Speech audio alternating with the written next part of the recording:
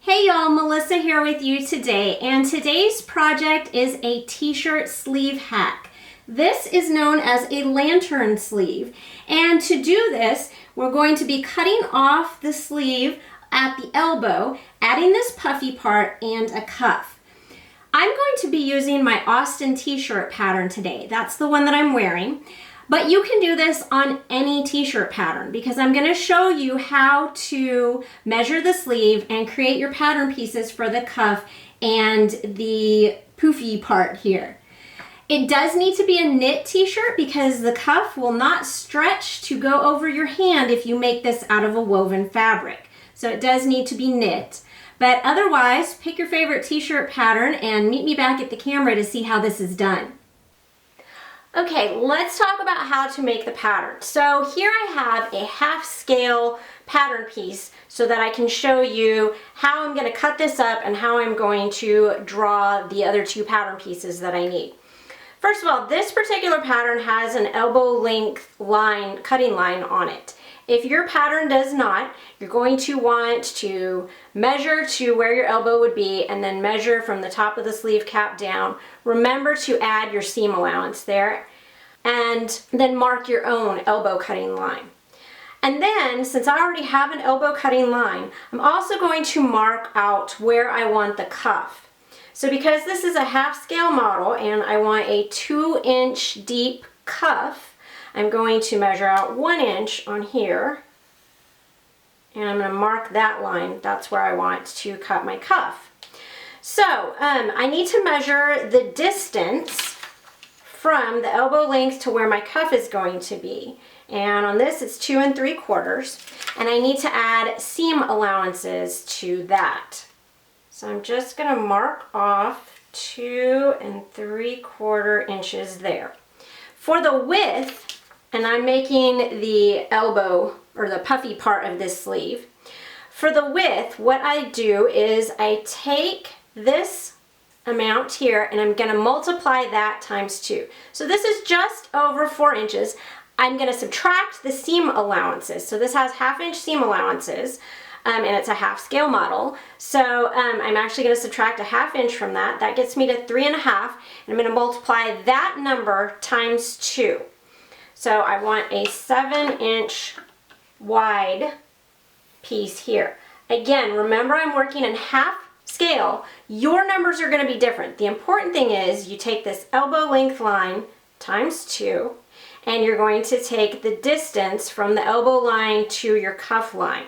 Okay, let me mark out and finish drawing out this rectangle.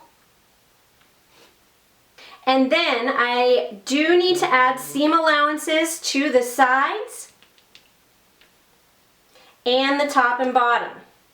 So here is what my piece looks like for this portion of the sleeve. Now I need to make my cuffs. So remember I said I wanted 2-inch wide or width with this ways cuffs. So I'm going to do double that amount. And remember, I'm working in half scale, so it's actually only 1 inch for my finished cuff in half scale, and I'm going to double that to 2. And then take a measurement of this part of your hand, around like the widest part of your hand, and your wrist. And you want to be somewhere in between those two. You don't necessarily want it skin tight to your wrist, but you do want it to be smaller than the wider part of your hand. And then add a seam allowance to that. So on me, my wrist is pretty small. It's 6 inches, and then I've got 8 inches around here. So I'm going to compromise, and I would go 7 inches. So my final cuff in full size would be 7 inches wide plus seam allowances, and then it would be 4 inches tall plus seam allowances. In half scale, that's going to be 3 1/2 inches wide by 2 inches tall. Okay, and then I again need to add seam allowances all the way around this. Okay, so one more time, just in case, the cuff equals 4 inches tall plus seam allowances. Okay, and then width-wise, it's going to be the difference or sorry, not the difference, we'll do the average between your wrist and the widest part of your hand, okay? And the elbow part, it's going to be this measurement. It's going to be the distance from elbow to cuff, tall, and then it's going to be 2 times the finished elbow width on the pattern, okay? And again, plus seam allowances. Okay, y'all, so we've got the t-shirt almost completely finished, and that's what you're gonna do. Just per your pattern instructions for whatever t-shirt you're using, get it mostly finished. I've gone ahead, I've done the neckline, I've even done the hem at the bottom. The only thing I have not finished is the sleeves here. So this is just cut off raw edge at that elbow cutting line that was on my pattern. And I'm gonna set this aside for a second. What I need to do next is prepare the cuffs and the rest of the forearm piece on here. So for the cuffs, what I'm going to do is I'm going to take my rectangle, I'm going to fold it in half, right sides together, and then I am going to stitch down this edge using a stretch stitch. Once I have completed that, this is what it's going to look like. Okay, and then I'm going to set these aside for now. And we're going to work on the forearm piece. So again, I've got a great big rectangle here, and I want to fold it right sides together.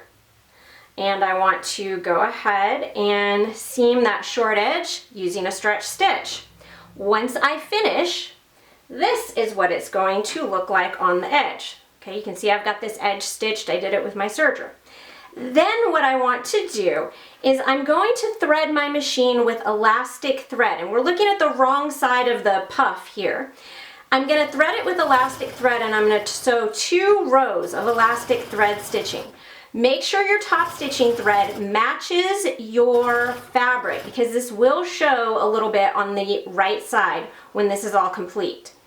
And that elastic thread gathers the poof in, but still allows it to stretch.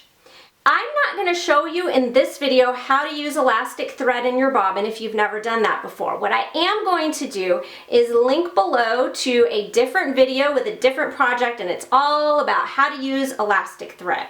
So if you need extra help with the elastic thread, go check that project out.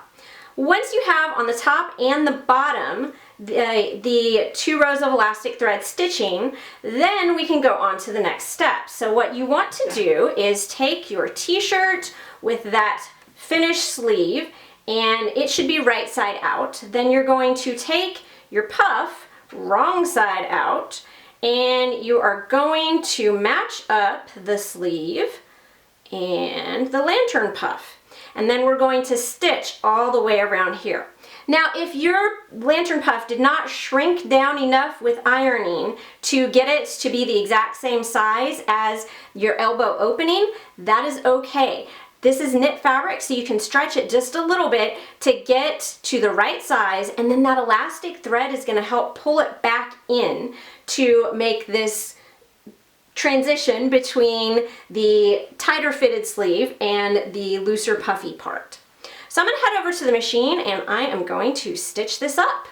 Okay, I have stitched all around that elbow edge there, and now you can see how that creates that sleeve puff when I turn it right side out. And now I'm ready to attach the cuff to this lower edge. So what I'm going to do is I'm going to take the cuff, and I want to fold it in half wrong sides together.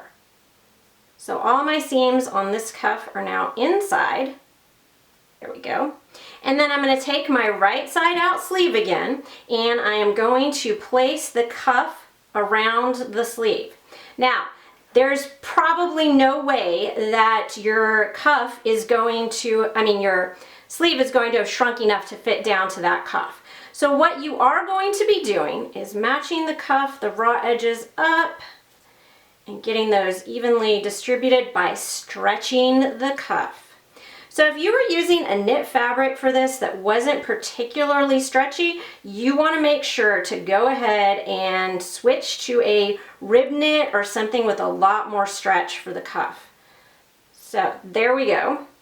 And then I am going to stitch around the edges just like I did up here, and that's how I'm going to attach the cuff.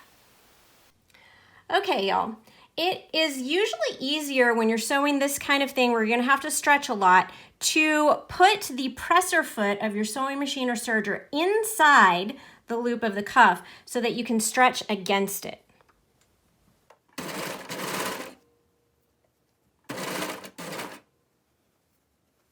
And be careful with edges that want to roll, so you have to flatten them out before they go under the needle.